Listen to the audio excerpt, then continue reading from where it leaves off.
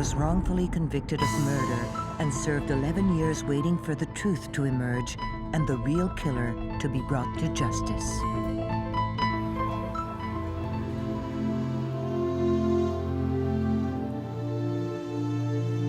Donald Marshall Jr. is a Mi'kmaq Indian whose story is near legend. His is an epic tale of a man who would have been chief had a tragic encounter in a park not forced him into a seemingly endless battle for justice.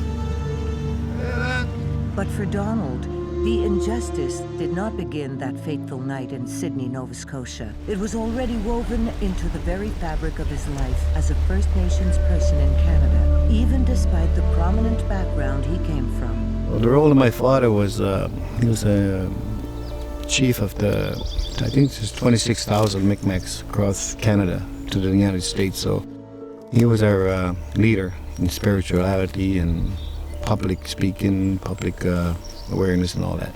The Mi'kmaq people have lived in what today is Canada for over 10,000 years. Theirs was a semi-nomadic life regulated by the cycle of the seasons. But all this would begin to change once they came into contact with the white foreigners that came from a land far away. In 1610, then Grand Chief Member II converted to Christianity as a sign of alliance and friendship, and his people would follow, the first North American Indians to do so. The affairs of the European settlers would increasingly affect the Mi'kmaq over time. By 1971, when Donald Marshall Jr. was 17, he and his family no longer roamed the land freely like their forefathers, but lived confined on a reserve named after Grand Chief Member II. This is our house here, the house we built. We built this out in 1971. So 2 months after, I think I got arrested for murder, and I didn't stay there too long, so. Donald Marshall Jr.'s father was a drywaller and had a good little business. One of the most respected natives in Cape Breton Island. And he worked. He was never lazy. He never drank. He worked. He got food and clothing for his work. He hardly got any money. And that's how we lived. My mother, same thing. She worked at the hospital. And that's back in late 60s. And that's when we natives started getting jobs. She was a cleaner at the hospital. What are you going to do with a grade 3 education? That's what the nun told her at the hospital. Well, my mother told her that the school teacher told her you're only going to be a housemaid, and that's what she became. There's an old schoolhouse that built in, I think it was the 1900s or something like that. And we were allowed to speak our language in school here. You had to know how to. Nobody else spoke English around here. And we were never allowed near the white people. That's the other part of life here. Donald, the oldest of 12, would leave school at 15 and start to work with his father. I was a working kid. Learn how to work, and that was basically what we had to do. Feeding your family and living in the town of Sydney, being native, you're lucky you can eat. And we had to provide our family for that. You pass your food around too. And that's the other part. You appreciate our people because a lot of people don't eat on the reserve. I don't think that the experience of First Nations people at Member II would have been any different than many First Nations people throughout the country. They were economically marginalized. The residents of Member II would not have been integrated into the Sydney establishment. They weren't in positions of authority, or there weren't any Mi'kmaq police officers, for example. The town of Sydney was very, very racist. Like, it wasn't even fair to walk down the streets down home. You get chased off, you get called names. The city police will arrest you for nothing when you're 14, 15 years old because you're native, walking down the streets. First thing they'll do, what are you doing off the reserve? That was very, very, it's like being in jail. Junior, I think you couldn't push him around when he was a younger man. And he had a chip on the shoulder like many Indians because of racism. We fight back.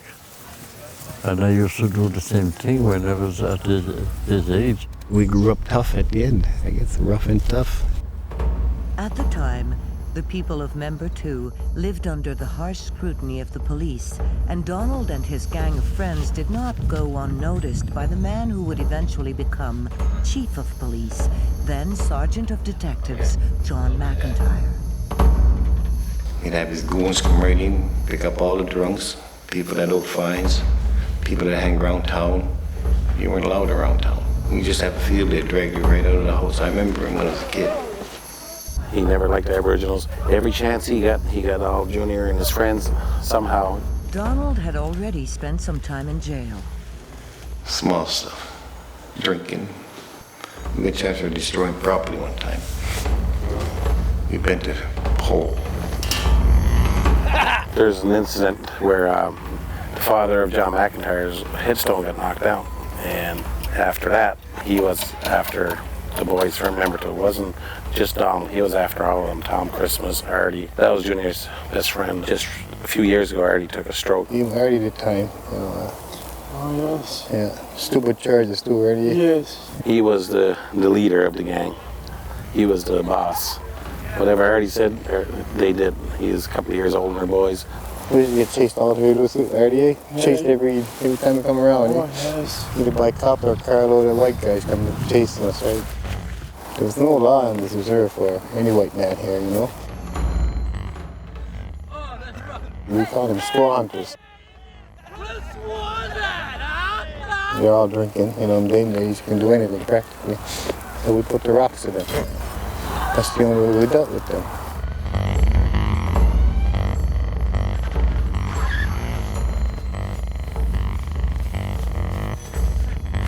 They were fucking caught us already. Once we're in the woods, they were fine. You know what I mean? There was a bravado to how Donald and his friends dealt with the reality of their lives, emboldened by the natural innocence of youth. And it was in that spirit that Donald began his evening on May 28, 1971. I got $20 off my father.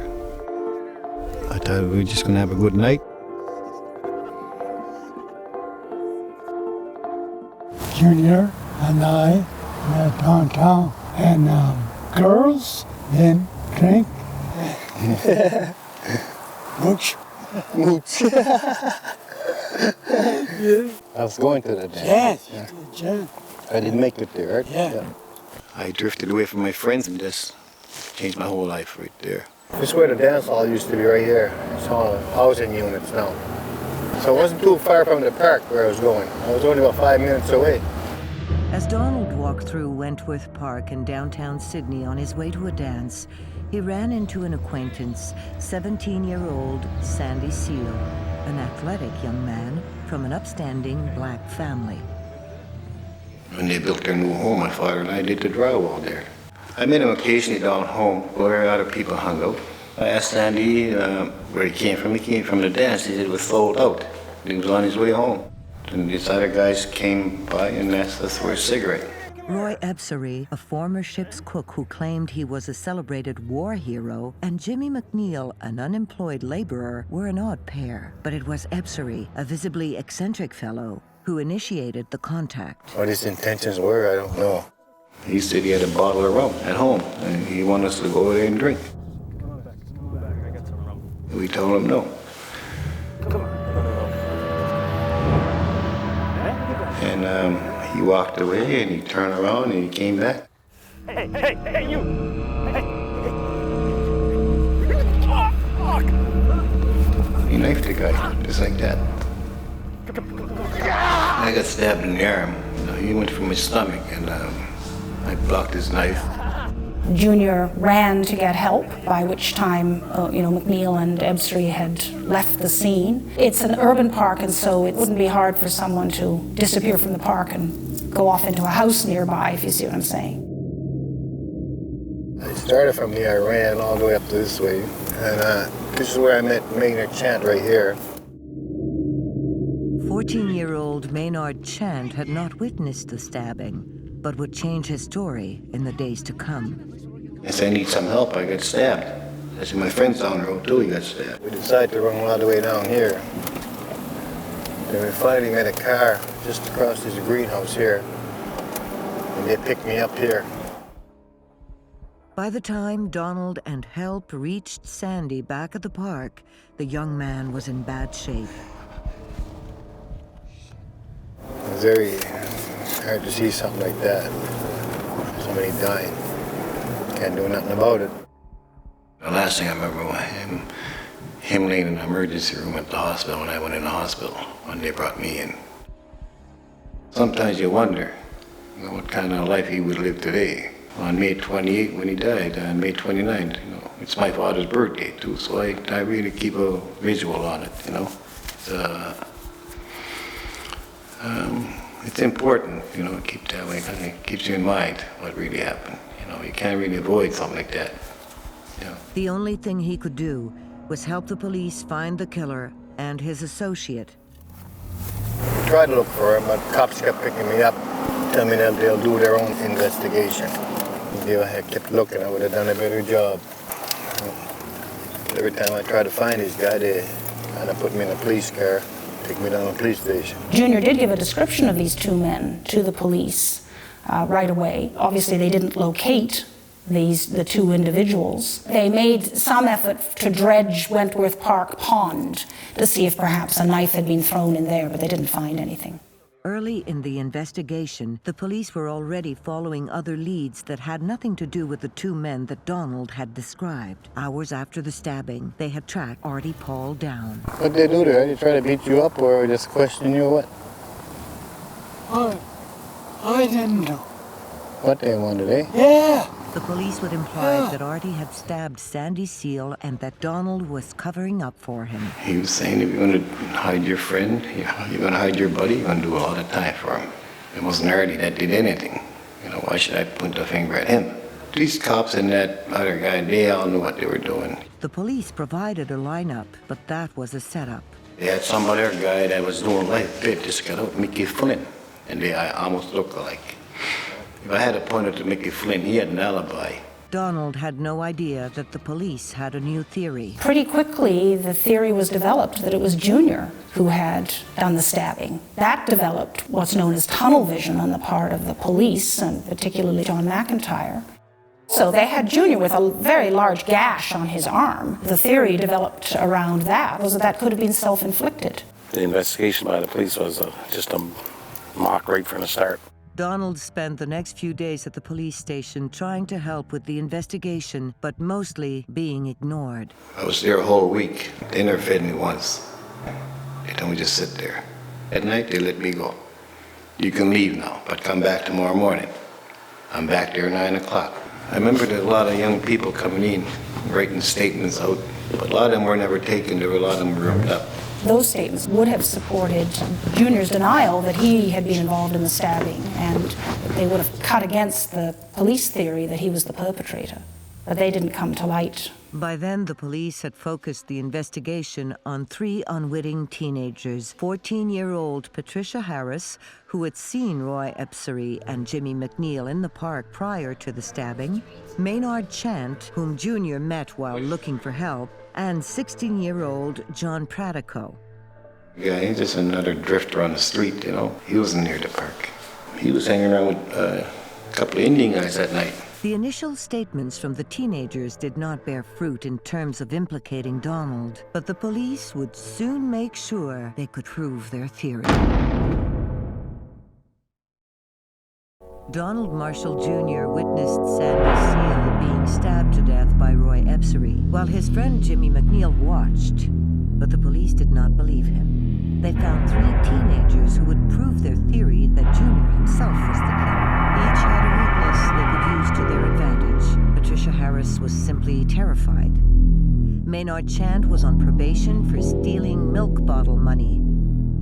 And John Pratico was mentally unstable and, in fact, would soon be institutionalized. Maynard Chant and John Pratico and Patricia Harris were put under tremendous and, wholly inappropriate pressure. The questioning occurred with parents being absent. They happened at night. These kids would have felt very intimidated being in the presence of the police, and having the police hammering at them about what the police were saying they had seen, and suggesting that they were lying if they resisted what the police were suggesting. So these were conditions that, were designed to produce these kids saying what the police wanted them to say. 1 week after the incident in the park, they finally got the statements they needed. Patricia Harris now placed Junior alone with another man at the crime scene, while Maynard Chant and John Pratico now both claimed they had witnessed Junior argue with and stab Sandy Seal. It was after that that they then took a formal statement from Donald Marshall Jr.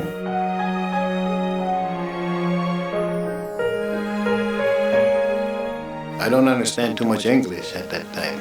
I didn't know what to do. Just tell you sign your name, and that's all you do, sign your name.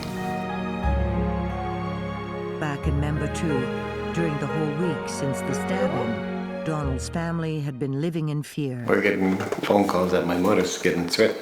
Get out of the reserve, they're gonna kill you because you killed somebody here. They put a roadblock up there, cops and that, so nobody can get in. Well, on that 7th day, McIntyre told my family that you guys should leave the reserve. And we left at the end. That's the day I got arrested. My mother moved us to Waikagma, where she's originally from. There's a nurse, CMP, and a detective car, city police car following me. When we got there, he asked me if I was running. Don't get running away. You told us to leave. I said, running. And you told me to leave. He said, you're under arrest for murder. That's what he told me. My father was there when he told me. And he asked me if I did it, and I told him no. Dad, I had nothing to do with it. Don't get in the car. He said, don't give him a hard time. I said, okay.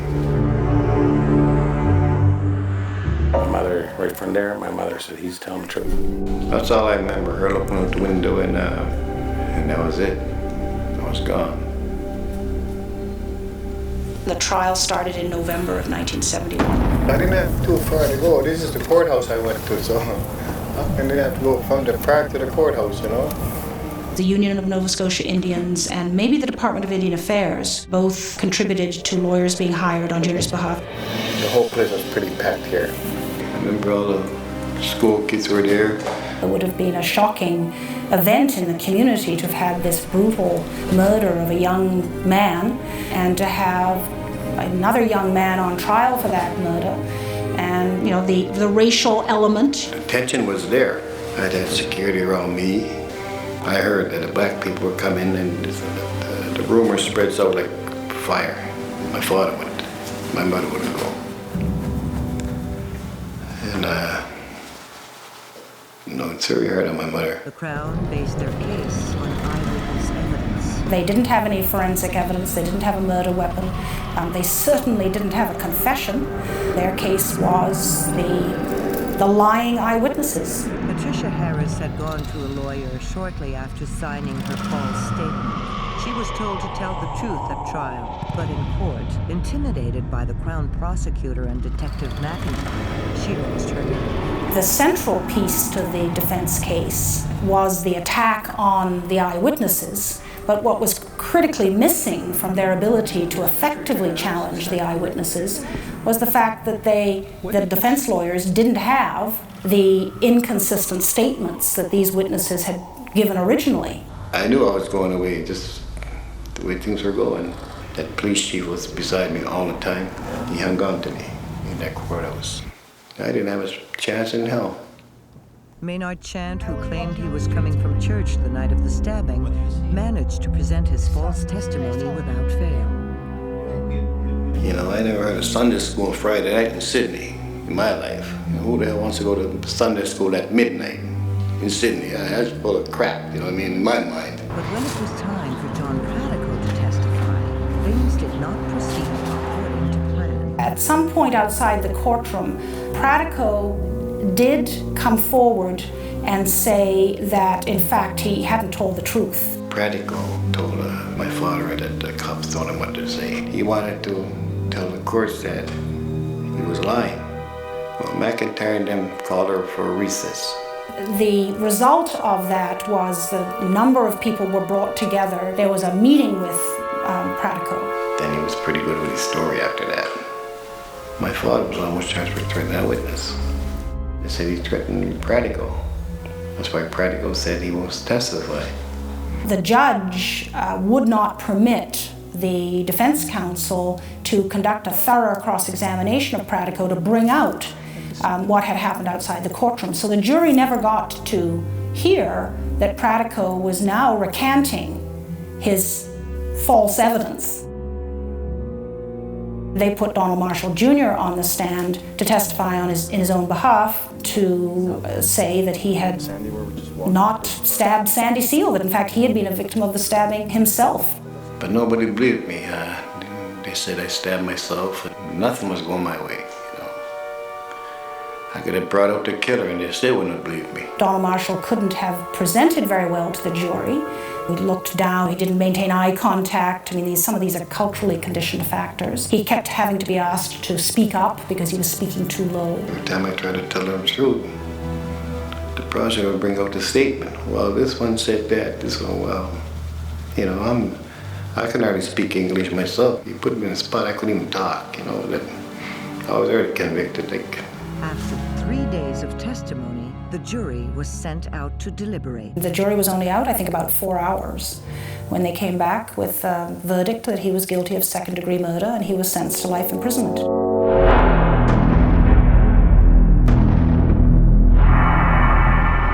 I just put my head down and I tried to start swinging, but there's too many cops around me. You know you're going to prison. You're stuck. Your childhood, whatever you remember, is gone. It's a nightmare. And they dragged me right out the back door, and that's all I remember. 10 days after Donald Marshall Jr. was convicted, Jimmy McNeil went to the police. He told the Sydney police that he had been present when Sandy Seal had been stabbed and that Ebsary had stabbed Sandy Seal, not Donald Marshall. Jimmy McNeil was just as innocent as anybody else. He was just as surprised as anybody else, I think, when he knifed that guy. It's a shock, man. Anybody's seen people get knifed, but it's not a fun thing. I don't think Jim McNeil was the same after that. The police polygraphed Jimmy McNeil. They then brought Roy Ebsary in.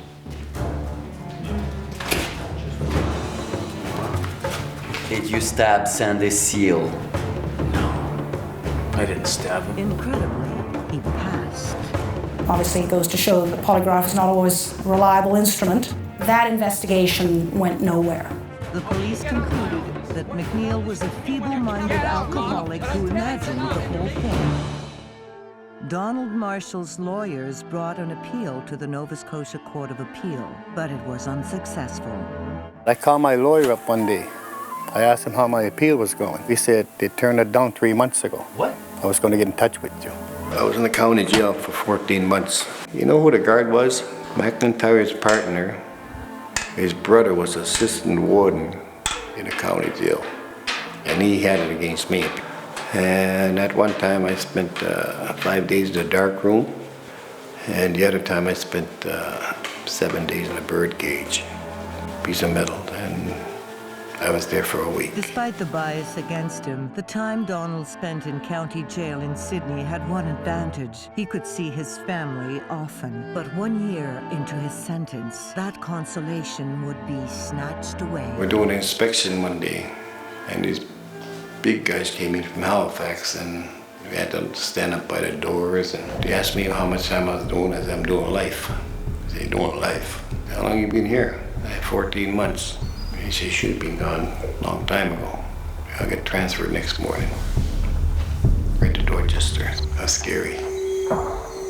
One of the guards that took me down, we went through 2 doors. I was talking to him, and I turned around. He wasn't there. He must have took off on me at the front, the first door. I don't remember, but that's the last thing I remember, the 2 doors I went through. The rest of it is history, just bars. In 1972, at the age of 18, Donald Marshall Jr. was essentially buried alive in one of Canada's oldest maximum security penitentiaries for a murder he did not commit, and the experience was terrifying. I can tell you things you wouldn't even believe what I seen. See anybody get beat up or piped or knifed or anything, I see many dead done. To watch and see people get killed, whatever it's a guard or whatever, he talked about that. And sometimes he says you couldn't do anything about it, you just stood and watched, wait for it to be finished. I see a lot of ghosts in there. All the guys I had time with, you know, they're all still there in my mind, you know, and where they sit, what they do. And he told us one time the safest time in there is when you're locked up in the cell. You're most comfortable, your guard is down, you don't have to be up. While Donald did his best to survive his unjust fate on the inside, his family carried their own burden on the outside. After Junior's conviction, we were all convicted as individuals, children. Some children were allowed to play with us. It was just had a big effect on all of us. My parents went through a lot. My father, his company went down. He lost a lot of business through Sydney. And with the Grand Chief position at that time, there was no pay. He had to pay his own ways of funerals, meetings. I'm always struck by how Donald Marshall Sr. was able to carry on his role as Grand Chief of MEMA while his son was in prison, knowing that he didn't do what he was being charged with, and not being able to find any way to change all of that. He told me how almost every day he would end up somewhere downtown in Sydney, listening, watching people, trying to find that person that Junior had described, and never finding that person. The other thing that bothered him was every Sunday when he went to church at seeing the police chief, Mr. McIntyre, conducting the church collection on Sunday and being the upstanding member of the community and the church. And he said, no one will ever know what kind of feelings went through me every Sunday.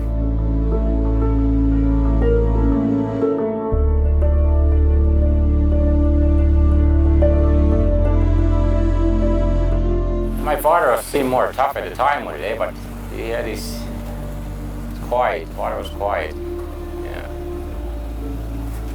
But my poor mother. My mother is very outspoken, and she let them know, all the lawyers in town, that they have the wrong man in prison. But the evidence was so much against him, no one wanted to go near him. They were told, you know, he has no money, we can't do nothing about it. Isn't that something? Just because I got no money, that doesn't mean I'm guilty, you know what I mean? My mother too used to pray a lot to him and for him, eh? She used to get us together in the living room some certain nights Sunday nights and pray for him. A lot. Once a week maybe. And it was a routine and to do it. And everybody was quiet and For financial reasons, the family could not visit him often. We used to see him once or twice a year for 2 hours. I already used to pay to go up with my parents a lot of visits. Were you thinking about Junior? Oh, yes. All the time. All the time. Donald told us one time, he said the hardest thing was to be in prison and to have visitors come and watch them leave. That's one of the hardest things when he's sitting in there. And he had to be very strong in here. Any other person would have had themselves hanging within a month. I kept my faith in religion, you know, I was going to church and that, and I played a lot of sports, and I wrote a lot of letters. Keep myself pretty occupied in there. Incredibly, over the years, the truth would bubble to the surface, but to no avail. Roy Epsery's own daughter went to the police about what she had seen the night of the stabbing in the park. She told them that she had seen her father washing blood off a knife, but that reinvestigation didn't go anywhere either. The case against Donald Marshall could have cracked open, but didn't. It wasn't me. I didn't do it. In order to win over the parole board to get early release for yourself, you have to show remorse and let them know that you accept guilt and all of that. He didn't. He wasn't giving up, just like his father.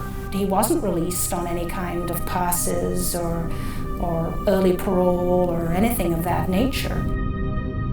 Meanwhile, Junior steadfastly maintained his innocence. It's very hard. I must have walked a million miles in my room. Like I paced that for hours and hours. I was writing to the minister. I writing to people trying to help me out. Nobody really listened to me anymore. The years slipped by, freedom far from sight. I got transferred 5 times. And at the 5th time, I just don't keep me in Dorchester. I just couldn't take it. Dorchester was a hardcore prison. You can do your time pretty good then, you know. Work, play ball, whatever.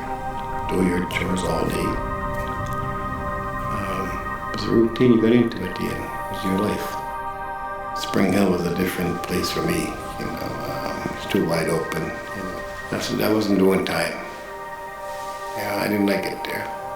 You couldn't organize yourself, you know what I mean? They didn't want to deal with me more in prison. They just gave up on me. He resorted to ways of trying to numb this experience of being essentially buried alive. No indication in sight that he was ever going to get out. But I was getting out. One way I'm getting out, I thought I'm getting out, one way or the other. In 1979, Donald Marshall Jr. escaped during a supervised outing with other inmates. I was going to go up BC somewhere, go live with the natives somewhere, hide out. I didn't get too far.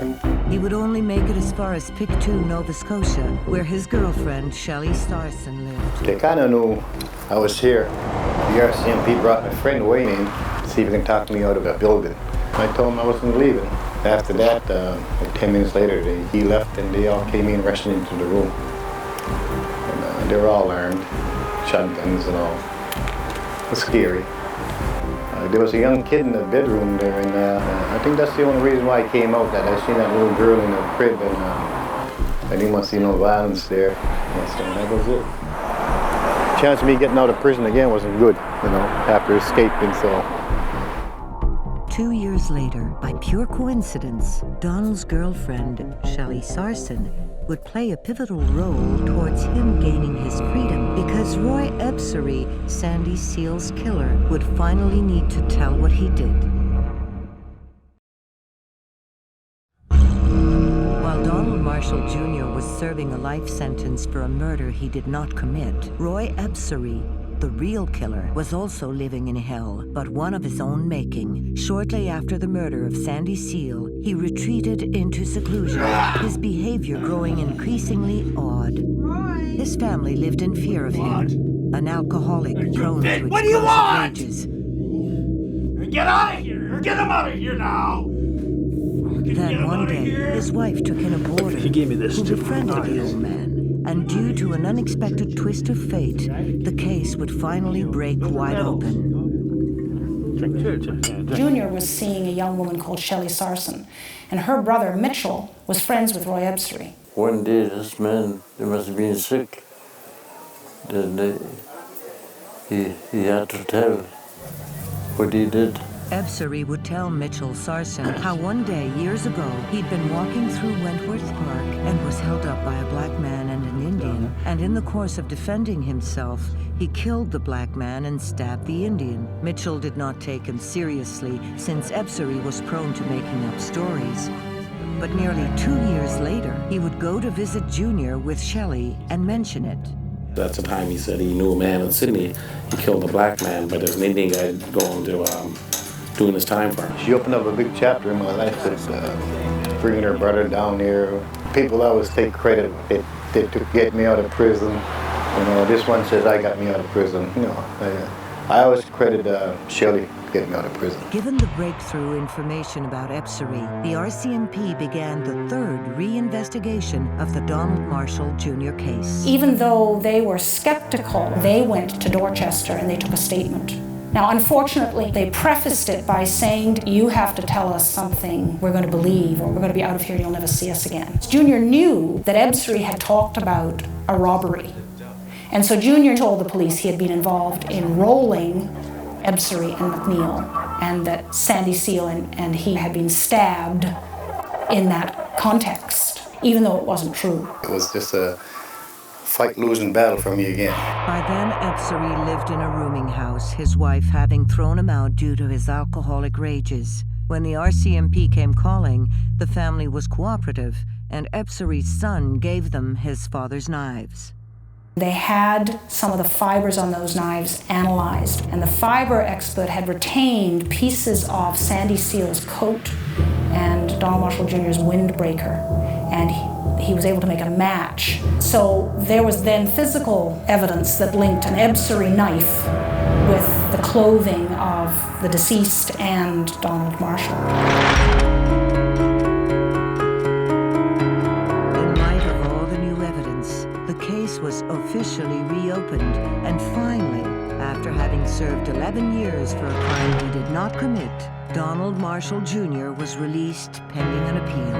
My father and mother came up and they were about 4 or 5 hours late. Scrubbing along this way to head, but I was kind of scared to get out. I didn't want to come out of here. It's pretty difficult for me to walk out of prison where you lived there all your life. A year later, the Nova Scotia Court of Appeal was ready to rule. The decision was that Donald Marshall Jr. should be acquitted because there was no evidence against him. They were not asked to examine the issue of who was responsible for the wrongful conviction, but they took it upon themselves to decide that Donald Marshall was responsible. They talked about him having been the author of his own misfortune, not being completely truthful with the Sydney police, they said. That was what led to his wrongful conviction. So they effectively exonerated the system. It was devastating that the burden of that wrongful conviction was placed on his shoulders. Donald would fight for financial compensation for his wrongful conviction, a first in Canada, but the conclusion of the appeal court judges was damaging to his efforts. So he settled for an unfair, inadequate amount of compensation. Let's put it that way. At the same time, Roy Ebsary would finally stand trial for the murder of Sandy Seal, but in the context of self-defense during the course of a robbery. Why should I rob somebody that's bumming me smokes and other stuff? I had money, you know. They said I was drunk, I was sober. You know, all the facts are there. Whatever they said was all lies. Ebsary was convicted, then appealed successfully twice until finally, in 1986, the appeal of his third manslaughter conviction failed and his sentence of 1 year stood. I got life. I could not understand it. That makes me feel kind of not wanted in this world, you know. I found out he was a homosexual and everything at the end. You know, it's not like he wanted to have me. I think he wanted to take us home. We told him no, and he knifed us. Sandy's father, he didn't believe me at the end. He shook the man's hand and stabbed his son, man. That was the hardest part of going to trial. He shook Roy Ebsary's hand. That's what I have to live with. The public, outraged by the fact that Donald had spent 11 years in jail for a crime somebody else had committed, was demanding a public inquiry, and the government agreed. The inquiry, a first in Canada, would last 3 years and unearth all the details of the case. Retired Police Chief John McIntyre would face the public scrutiny, his manipulations exposed. In 1990, they produced their report. They exonerated Junior. They found there had been no robbery. He was not responsible for his wrongful conviction in any fashion. It would seem that there were a lot of other people who authored his misfortune. Indeed, Junior had been failed by the justice system at virtually every turn. On behalf of the province of Nova Scotia, I offer a sincere and heartfelt apology to Donald Marshall Jr., his mother, his father, and his entire family. You know, in my mind, there was never no justice in Nova Scotia for Native people, even across Canada. But after my inquiry and all this stuff, I think they're more careful what they're doing right now. Apart from the systemic racism it exposed, the inquiry revealed many potential causes of wrongful convictions. It opened up an avenue for not only natives, for everybody. You know, this is one thing I'm proud of. There was a further public inquiry, also unprecedented, into the conduct of the appeal court judges. Donald's unfair compensation was also re-evaluated, and he was awarded a lump sum, the rest spread in monthly payments into the future. He would finally try to move on, but several years later, he was battling for justice anew. Charged with fishing commercially without a license, he used his compensation money to fight for his ancestral rights, basing his defense on long-forgotten treaties with the white foreigners that arrived long ago. I'm my own justice. If I want to fight for justice, I will fight. They're not going to fight for me. He fought all the way to the Supreme Court and won, the victory creating economic opportunities for all First Nations people. I'll never be the Grand Chief, but I'm taking an indirect role on it. We are currently in Chapel Island. It's a National Historic Site of great significance for the Mi'kmaq people. Once a year, the Mi'kmaq people gather. The Grand Council come together. Donald Marshall Sr. would be responsible for coming here and delivering the message to the Mi'kmaq people in their native language. I go to the mission every year. They kind of mention my name once in a while. You don't get your name mentioned too often in this world. You feel like you're not left out. You know, you accomplished something again. For a while I was put in the grave, alive. That's, I came a long ways, but I didn't accomplish everything. There's many things to challenge out there. Despite his accomplishments, Donald remains tormented by the past, as many players in his story were never brought to justice for their deeds and their lies. I've been dealing with this murder case for 37 years. I think about it every day. I think about the people that were involved, what they did. These people walk around like they never did nothing wrong. They should be charged for perjury, people lying in court, people hiding evidence, the cops. They left me in a cloud, man. They left me in a dark room with the lights out. The government left, the lawyers left, everybody left. People don't realize what you go through. I remember one time I tried to drown myself in the park. So what happened, this guy came out of the bushes and dragged me out of the pond, man. It was the weirdest experience I had in that park. I just got to the point, I guess, where I was thinking about it so much. Nobody knows about that. In 2003, he had a double lung transplant, his lungs possibly damaged from exposure to chemicals while training as an industrial plumber in jail. But there was some light at the end of it all. In 2006, he would marry a woman who was indirectly linked to his story. She was divorced from Ebseri's former lawyer, and despite all odds, Donald Marshall III came into the world. He had said, the doctors told me I'm on 5 different medications, and most people don't have children. There's a 20% chance or less. And I ended up pregnant. It really changed my whole life. I had him late, but geez, the life don't give you too much of a choice in this world. I just need a job to keep going, because I can't live off the government's money they give me. So I applied for my plumbing license again, and I'm going to open up a pizza shop. I have to make a living somehow. He's got a restlessness about him, a spirit where he wants to be grounded, but there's part of him that feels like he's a ghost. And for him, his entire salvation is his car. Being in his truck represents 2 things. One, it's safety and security, because he's completely enclosed and he is either alone or with people that he invites in. And the other part of it is when he is in the car, it is completely and totally up to him where he goes. And if he has a whim of, I want to go to the graveyard to see my father today, he can go there. It's almost instant. The lump sum payment spent on behalf of his people, today Donald and family subsist on his modest monthly allowance, a frustration given the millions handed out in compensation for wrongful convictions today. I should be able to appeal my compensation, because I'm the first one. They should learn an awful lot of things. Instead of jumping monthly checks, then turn around and give you $10 million. Boy, that's a big jump. I believe his compensation around is expanded till he's 93 or something, and he's not going to see 93, and he knows that. My life expectancy is 5 years, for my lung transplant. I've been over 5 years now, so I'm walking on day by day here. It's hard to do.